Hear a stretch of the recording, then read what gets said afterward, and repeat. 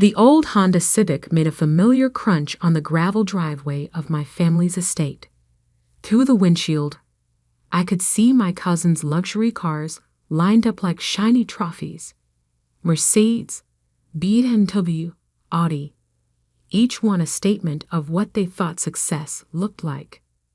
I parked at the far end, away from their precious vehicles, not because I was ashamed of my 15-year-old car, but because I knew what was coming. The jokes, the snide remarks, the not-so-subtle digs about how the brilliant Alexandra Morgan had fallen so far from grace. If they only knew. I checked my phone one last time before heading in. My investment app glowed with numbers that would make their heads spin, but I closed it quickly. Tonight wasn't about showing my hand. Not yet. Tonight was about watching them dig their own graves with their assumptions. The front door opened before I could knock. Alex.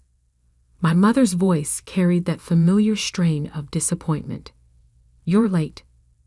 And, oh, you're still driving that thing. I kissed her cheek. Happy birthday to Dad, Mom. Inside, the mansion echoed with forced laughter and clicking heels. The success parade was in full swing. My cousin Marcus, showing off his new Rolex. Cousin Victoria, bragging about her recent promotion to junior partner. Uncle Philip, loudly discussing his latest real estate venture. Alexandra, my father's booming voice cut through the chatter, finally decided to join us. I turned to face him, surrounded by his usual court of admirers. At 65, Thomas Morgan still commanded attention, his silver hair and tailored suit projecting the image of old money and power. Happy birthday, Dad. I offered him the small wrapped package I'd brought. He weighed it in his hand, frowning slightly. Let me guess, another book? Open it and see. Before he could, my cousin Derek cut in. Probably all she can afford on a teacher's salary. Oh wait, you're not even teaching anymore, are you, Alex? The room rippled with poorly concealed snickers. They all thought I'd failed after leaving my teaching position at the private academy last year. None of them had bothered to ask what I was really doing. No, I said simply. I'm not. Then what are you doing? Victoria chimed in, wine glass dangling from her manicured fingers. Besides driving that embarrassing car? I smiled. Investment management. Derek laughed out loud. Right, because someone's really going to trust their money to a failed teacher who can't even afford a new car.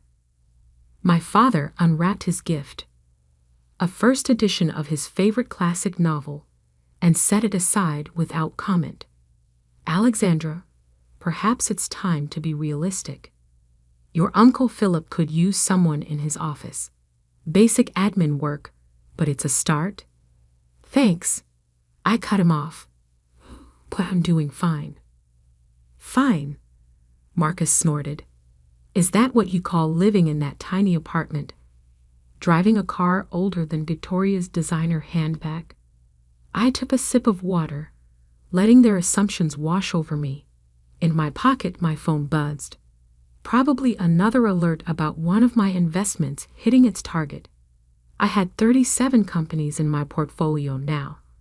Most of them quietly acquired through the private equity firm I'd built from scratch after leaving teaching. At least she showed up, my mother said. Ever the diplomat. Now, shall we move to the dining room? Dinner was exactly what I expected. Crystal glasses filled with $100 wine. Conversations about vacation homes and country club memberships. Every few minutes, someone would glance at me with pity or contempt, depending on their level of intoxication. Then came the moment that changed everything. A toast. Uncle Philip stood, raising his glass. To success and those who achieve it. He looked directly at me. And to those who, well, we can all be winners, Can we? Something in me snapped, not with anger, but with clarity. I'd stayed quiet for years, watching them measure success in cars and clothes and summer homes. Watching them dismiss me because I chose to live simply, to build quietly, to grow my wealth away from their shallow definitions of power. I pulled out my phone, opened my portfolio app, and cleared my throat. You're right, Uncle Philip. We can't all be winners. I stood up holding up my phone. Would someone like to calculate the combined net worth of everyone at this table, including the vacation homes, the cars, the investment properties? Derek, always quick to show off, pulled out his phone. Easy. Let's see. He started adding numbers. Other family members calling out their assets. Done, he announced proudly. Roughly 47 million, give or take a few $100,000. I nodded, then turned my phone screen toward them. That's impressive. Now, would anyone like to guess what the failed teacher is worth? The room went silent as the number registered, 9 digits, before taxes. That's impossible, Marcus stammered. Is it? I scrolled through my portfolio, watching their faces pale. Shall we go through it? The tech startups I've acquired, the real estate holdings, the private equity deals. My father's hands gripped his chair. Alexandra, what are you saying? I'm saying, I met his eyes steadily, that while you were all laughing at my Honda and my tiny apartment, I was building an empire. One that's worth more than this entire family's assets combined. Victoria's wine glass slipped from her hand, shattering on the imported marble floor. But how? Uncle Philip's voice had lost its smug edge. I smiled, thinking of all the nights I'd worked while they partied, all the deals I'd closed while they bought new cars, all the wealth I'd built while they were busy showing off their surface-level success. I learned early, I said, putting my phone away, that true wealth doesn't need to be displayed. It needs to be multiplied. The silence that followed was deafening. And I wasn't done yet. Not even close. The silence didn't last long. In my experience, people with fragile egos never stay quiet for long. Prove it, Derek demanded, his face flushed. Anyone can show numbers on a phone screen. I reached for my briefcase. Not designer, just well-made leather that would last decades. Funny you should ask. I brought something for after dinner, but now seems like a good time. I pulled out a folder and slid it across the table. Inside were bank statements, property deeds, company ownership documents, hard proof of everything I'd built while they were busy judging my lifestyle choices. Marcus grabbed the folder first, his hands shaking slightly as he flipped through the pages. This is real, I finished for him. Every page, every number, every acquisition. Victoria leaned over his shoulder, her perfect makeup unable to hide her growing pallor. Morgan Global Ventures. That's you? I nodded, among others. The name clearly meant something to her. It should. My company had recently acquired the private equity firm where she'd been desperately trying to make partner. She just hadn't connected the dots yet. But you were teaching, my mother whispered. All those years. I was teaching, I agreed, and learning, and investing. Did you know you can learn a lot about business potential by teaching the children of CEOs and tech founders? I smiled. They talk about their parents' companies, their innovations, their blind spots. My father hadn't moved, hadn't touched the documents. He just stared at me like he was seeing a stranger. Why keep it secret? He finally asked. Why drive that car? Live in that apartment? Because I leaned back in my chair. Success isn't about showing off. It's about building something sustainable, something real. Uncle Philip scoffed, trying to regain his composure. Real? You've been deceiving your family for years. No, I corrected him. I've been working while you've been posturing. There's a difference. I pulled out another document. This one made several people at the table gasp. For example, I continued, did you know that 3 months ago, when your development company was quietly looking for investors to avoid bankruptcy, Uncle Philip, I was the one who bought your debt? His face went from red to white in seconds. That's not? You couldn't. Through a subsidiary, of course, I added. I didn't want the Morgan name attached until the right moment, which apparently is now. The room erupted. Victoria started crying, probably realizing her career was now in my hands. Marcus was frantically Googling my companies on his phone. Derek just sat there, his expensive watch suddenly looking very cheap. My mother touched my father's arm. Thomas. But he held up his hand, silencing her. His eyes never left my face. How long? He asked. How long have you been planning this? Planning? I shook my head. Dad, I wasn't planning anything except building something meaningful. You're the ones who turned it into a competition, who measured success by what you could show off. I stood up, gathering my things. And now, if you'll excuse me, I have an early meeting tomorrow. Acquiring companies takes time, you know. Wait, Victoria suddenly spoke up. The firm, my firm, are you going to fire you? I finished her thought. No, Victoria. Unlike some people in this room, I don't measure my worth by how many others I can push down. I paused, but I will be watching. Merit matters in my companies, not family names. As I turned to leave, my father's voice stopped me. The book, he said quietly. The first edition. How much did it really cost? I turned back. More than your house, Dad. I bought it because I remembered you reading it to me when I was little, before success became more important than stories. For the first time in years, I saw something crack in his perfect facade. The Honda, he said. Why keep driving it? Because it works, I replied simply. And because every time you all laughed at it, every time you judged me for it, you showed me exactly who you were. It was the best market research I could have asked for. I walked to the door, then stopped one last time. Oh, and Uncle Philip, about your development company. The board meeting is on Monday. I suggest you prepare for some changes. The drive home in my trusty Honda was peaceful. As I pulled into my apartment's parking lot. Yes, I still lived in the modest apartment, despite being able to buy the entire building. My phone buzzed with messages. Family members suddenly wanting to catch up. Cousins asking about job opportunities.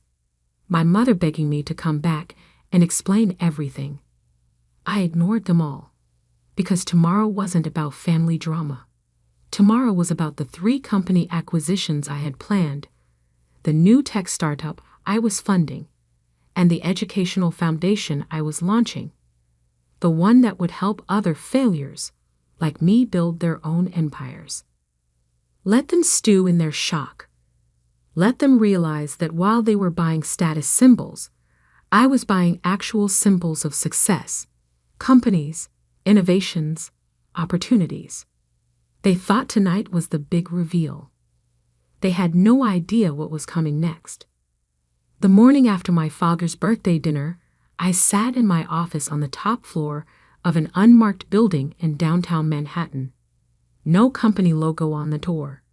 No flashy signage. Just quiet power. the way I liked it. My assistant, Sarah, walked in with my morning coffee. Unlike my family's pretentious tastes, I preferred simple dark roast in a plain ceramic mug.